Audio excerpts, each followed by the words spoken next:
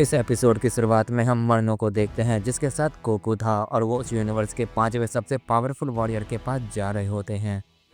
इस पे मर्नो कहता है अब थोड़ा ध्यान से, हम जल्दी उसके पास पहुंच जाएंगे और वो बहुत ही करीब है। इसलिए संभल के रहना और कोई भी गलती मत करना जिससे तुम्हारी जान चली जाए। समझ गए ना? उसके पास जाते ही उसके सामने झुक जाना वरना वो तुम्हें मार देगा। गोकू कहता है मुझे पता है मुझे क्या करना है, तुम्हें समझाने की कोई ज़रूरत नहीं है। मर्नो कहता है तो ठीक है। ये कहते वो अपनी स्पीड को और ज़्यादा बढ़ा लेता है और वो अपनी एविल एंजल्स फॉर्म में आ जाता है। ये देखकर गोकू कहता है इसने अपनी पावर इतनी ज़्यादा क्यों बढ़ा ली? इसकी पावर तो सेम उसी की तरह है जिससे मैंने फाइट की है। क्या सच में ये इतना पावरफुल है? अगर इसने ऐसा किया है तो मुझे भी अपनी पावर को बढ़ाना होगा। ये कहने के बाद गोकू भी अपनी सुपर सैयन में ट्रांसफॉर्म हो जाता है और मर्नो की तरफ बहुत तेज़ी से जाने लगता है और वो कुछ ही पल में एक अलग ही जगह पहुंच जाते हैं।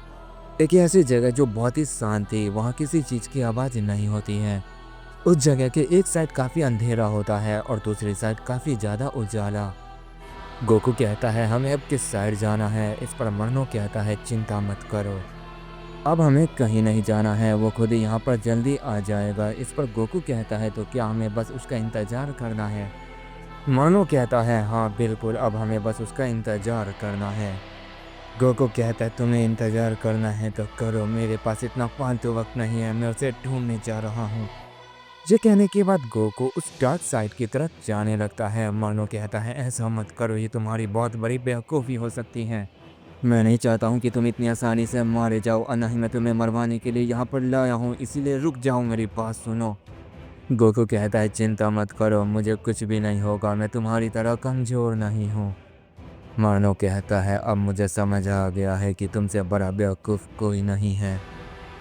तुम्हें खुद पर बहुत ज़्यादा घमंड है, तुम्हारी ताकत थोड़ी सी बढ़ क्या गई, तुम्हें लगता है कि तुम इस मल्टीवर्स में सबसे पावरफुल हो, पर सच में ऐसा बिल्कुल भी नहीं है। मैं चाहूँ तो तुम्हें खुद हरा सकता हूँ, लेकिन मुझे तुम्हारी हेल्प चाहिए थी, इसलिए मैं तुम्हें मारना नहीं चाहता था। इस पर गोकू कहता है तो तुमने मुझे अपनी औकात दिखा ही दी। इस पर मर्नो कहता है औकात तो तुमने दिखाई है।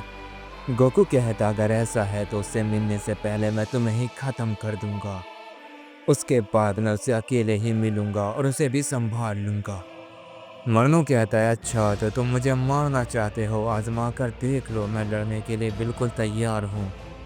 गोकू कहता है फिर देर किस बात की, चलो इसे शुरू करें। ये कहने के बाद वो मर्नो की तरफ बढ़ने लगता है और वो जैसे ही मर्नो के ऊपर अटैक करने वाला होता है कि अचानक से उन्हें एक बहुत ही पावरफुल की एनर्जी महसूस होती है। गोकू उस एनर्जी को महसूस करने के बाद फौरन रुक जाता है और वो मर्नो के ऊपर अटैक नहीं करता है और वो अपने आसपास देखने लगता है। ये देखकर मर्नो कहता है वो आ चुका है जिसका हमें इंतजार था। गोकू कहता है इसे भी अभी आना था, ठीक है कोई नहीं, अब मुझे पहले उससे ही मिलना होगा, मैं बाद में तुमसे निपटूंगा। मर्नो कहता है मैं इसके लिए हमेशा तैयार हूँ, तुम जब चाहे मुझसे लड़ सकते हो, पर फिलहाल तुम्हें वो करना चाहिए जिस काम के लिए हम अभी यहाँ पर आए हैं, मैं तुम्हारे साथ हूँ, चलो उसके पास चलते हैं। ये कहने के बाद वो उसकी एनर्जी की तरफ चले जाते हैं और जैसे कि एनर्जी की तरफ पहुंचने वाले होते हैं कि अचानक से उनके ऊपर एक बहुत पावरफुल अटैक आता है। मानो फौरन अपनी स्टाफ को समन करता है और उस अटैक को गायब कर देता है और जैसे वो अटैक गायब होता है हम देखते हैं उनके सामने एक शख्स आ चुका था। मानो उसे देखकर कहता है आखिरकार हम इतने लंबे समय बाद एक दूसरे से मिल ही गए। जोमा, इस पर वो शख्स कहता है तुम आखिर यहाँ पर क्यों आए हो? क्या तुम्हें मेरे हाथों मरना है? और ये तुम्हारे साथ कौन है? इसकी पावर काफ़ी जानी पहचानी है, ये खुशबू मुझे पसंद नहीं। गोगो उस शख्स को देखकर कहता है तो ये वही है जिससे मिलने के लिए हम यहाँ पर आए हैं, पर इसकी हालत देखकर लगता है कि ये किसी काम का नहीं, तुम बेकार में मुझे यहाँ पर लाए हो। मानो कहता है इसके हुलिये पे बिल्कुल भी मत जाओ, इसकी पावर के सामने तुम्हारी पावर कुछ भी नहीं है। इस पर जोमा कहता है तुम दोनों आज यहाँ से कहीं भी बचकर नहीं जा पाओगे। ये कहने के बाद वो एक पावरफुल अटैक तैयार करने लगता है, लेकिन उससे पहले ही गोकू उसके ऊपर अटैक कर देता है। मानो ये देखकर काफ़ी गुस्सा होता है और कहता है जिसका डर था यही हुआ। ये कहने के बाद वो गोकू से चिल्लाते हुए कहता है रुक जाओ, ऐसा मत करो, ये तुम्हारी सबसे बड़ी गलती हो सकती है। तुम्हारे साथ मेरा बचना भी मुश्किल हो जाएगा बेवकूफ़ कहीं के, उसे हम प्यार से समझाने आए हैं। गोकू कहता है मुझे प्यार व्यार की भाषा नहीं आती है, अगर मुझे कुछ हो गया तो अब तुम इसे प्यार से समझा देना। ये कहते ही गोकू उसके ऊपर एक पावरफुल पंच करता है। वो पंच जैसे उस शख्स से टकराता है, वहाँ पर बहुत ही ज़्यादा पावर रिलीज होती है, लेकिन वो शख्स अपनी जगह से हिलता भी नहीं है। ये देखकर गोकू थोड़ा चौंक जाता है और कहता है क्या सुपर सैयन 10 में मैं इसे हिला नहीं पाया, शायद मुझे कुछ और करना होगा। ये कहने के बाद वो अपनी डिमोनिक पावर को रिलीज करता है और एक बहुत ही पावरफुल की ब्लास्ट अटैक तैयार करता है और वो उस अटैक को उसके ऊपर कर देता है। उस अटैक की वजह से वहाँ पर काफ़ी बड़ा धमाका होता है, लेकिन उस अटैक के बाद भी उस शख्स को कुछ नहीं होता है।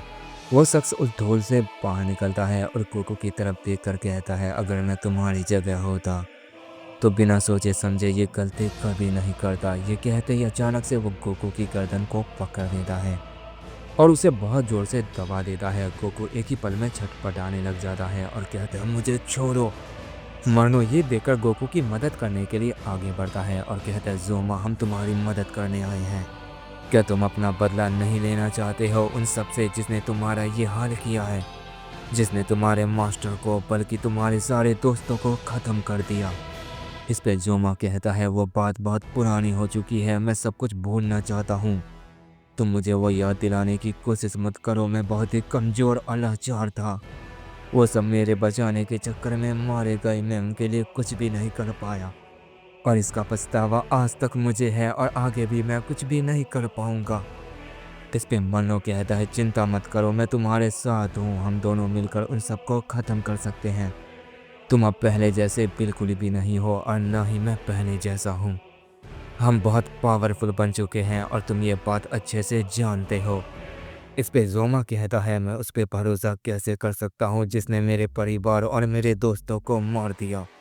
तुम चाहते हो कि मैं तुम पे भरोसा कर दूँ, सबसे पहले मैं तुम्हें ही मारूंगा। ये सुनकर मानो कहता है मैंने जैसा सोचा था वैसा बिल्कुल भी नहीं हो रहा है, सब कुछ उल्टा पुल्टा चल रहा है। उस बेवकूफ़ ने सब गड़बड़ कर दी, मुझे ही अब सब कुछ संभालना होगा, वक्त है अपने दिमाग इस्तेमाल करने का। ये कहने के बाद मानो उसके सामने झुक जाता है और अपनी स्टाफ को ज़ोमा को दे देता है और उससे कहता है तुम चाहो तो मुझे अभी इसी वक्त मार सकते हो, मैं तुम्हें बिल्कुल भी नुकसान पहुंचाने की कोशिश नहीं करूंगा और ना ही तुम्हारे हमलों से बचने की कोशिश करूंगा। अगर मुझे मारने से तुम्हारा बदला पूरा हो सकता है तो मैं इसके लिए तैयार हूँ। ज़ोमा ये देखकर एक पल के लिए हैरान हो जाता है और कहता है आखिर ये ऐसा क्यों कर रहा है, क्या ये सच में मेरा साथ देना चाहता है या इसके पीछे इसकी कोई चाल है। ये सुनकर वो गोकू को दूर फेंक देता है और उसकी स्टाफ से मनो के ऊपर अटैक करने के लिए आगे बढ़ता है। मनो जो अपनी मुंडी को नीचे करके उसके सामने झुका हुआ था, वो उसकी तरफ देख भी नहीं रहा था। ज़ोमा उसकी तरफ धीरे धीरे बढ़ रहा होता है और मन ही मन को सोच रहा होता है। वो जैसे ही उसके करीब पहुंचता है अचानक से गोकू ज़ोमा के ऊपर अपना दूसरा अटैक कर देता है और इस बार हम गोकू को देखते हैं जो सुपर सैयन 50 में ट्रांसफॉर्म हो चुका था। उस अटैक की वजह से ज़ोमा काफ़ी दूर जाकर गिरता है और वो जैसे खुद को संभालता है गोकू उसके ऊपर अपना दूसरा अटैक कर देता है जिससे ज़ोमा वहीं ज़मीन में धंस जाता है। इसके बाद गोकू कहता है तुम्हारा अंत यहीं पर होगा और तुम मेरे हाथों ही मरोगे। ज़ोमा जो खड़ा होता है और गोकू को देखकर कहता है तो तुम्हारे पास ये पावर है, तुम सच में कमाल के सैयन हो, मुझे यकीन नहीं हो रहा है कि कोई ऐसा भी सैयन है जिसके पास अभी तक ये पावर है। आखिर तुम अब तक कहाँ थे और तुम जिंदा कैसे बचे। गोकू कहता है मुझे इस बारे में ज़्यादा नहीं पता, शायद ये एक लंबी कहानी है जिसे ना तो बताने का फ़ायदा है और ना ही जानने का, इसलिए बेहतर होगा तुम मुझसे लड़ने के लिए तैयार हो जाओ। इस पे ज़ोमा कहता है एक बच्चा वो भी साइंस का, उसे लगता है कि वो मुझे हरा देगा। तुम सच में बहुत ही नादान हो, मैं तुम्हें देख कर ही समझ गया था कि तुम एक नादान से बच्चे हो। गोकू कहता है तुम्हें ऐसा क्यों लगा कि मैं बच्चा हूँ, मैं 1000 साल से भी ज़्यादा का हूँ। इस पे ज़ोमा कहता है अगर तुम लाख साल के भी होते तो भी मेरे सामने बच्चे ही होते और ये तुम्हें जल्दी पता चल जाएगा, शायद मनो ने तुम्हें यह बताया नहीं, पर चिंता मत करो मैं तुम्हें अब सब बताऊंगा। ये कहने के बाद वो अपनी पावर को बढ़ाता है और गोकू से कहता है अब मरने के लिए तैयार हो जाओ। मर्नो ये देखकर कहता है क्या ये फाइट ख़त्म होगी या फिर ये एक दूसरे को मारकर इसे ख़त्म करेंगे।